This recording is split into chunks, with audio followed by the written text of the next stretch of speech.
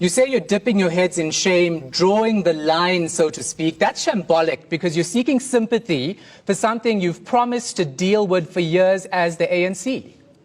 Well, but what we are now saying, Shan, you will realize if you follow through the statement that we are even attaching timelines to the sort of things that we ought to be seen doing. We are not just talking and making loose statements out there. So what do you expect? A pat on the back for doing what you were supposed to do years ago? You, in your statement, say yourself, at the 54th National Conference, the ANC decided that it will combat corruption. But you haven't done that. So why should we believe you that you're going to do it now? Well, we are not expecting a pat at the back. We have outlined a number of measures that are being undertaken. The promise and commitment we are making to the people of this country is that where cases are handled by law enforcement agencies, as an interested party ourselves, we will be monitoring the progress to make sure that we give our people the sort of confidence required. You have a track record. We're not saying that we don't trust the ANC without good reason.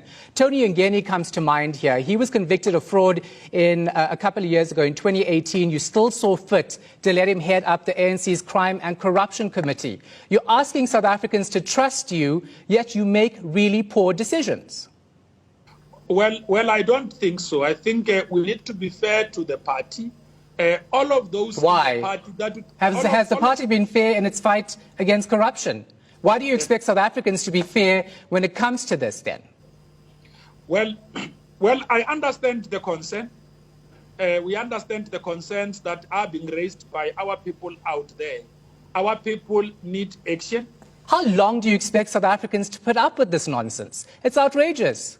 Well, Shahan, let's hold hands together here with yourself. No, I don't want to hold your hands about this. You should be ashamed about the corruption in the organization. What I'm saying is, Pule, we need action from the ANC. You're taking this nation for fools with years of promises and no action. When do we see politicians and politically connected individuals in jail?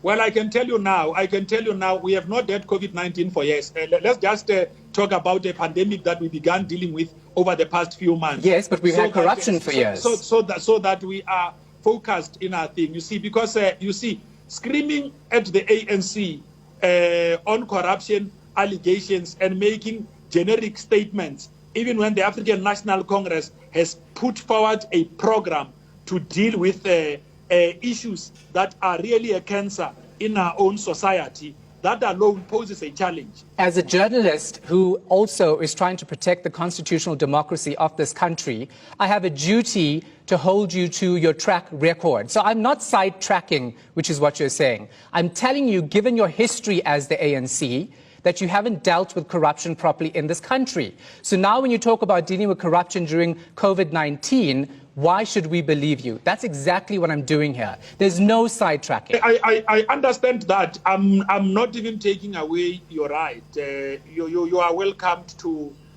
probe the work that we are doing without fear or favor.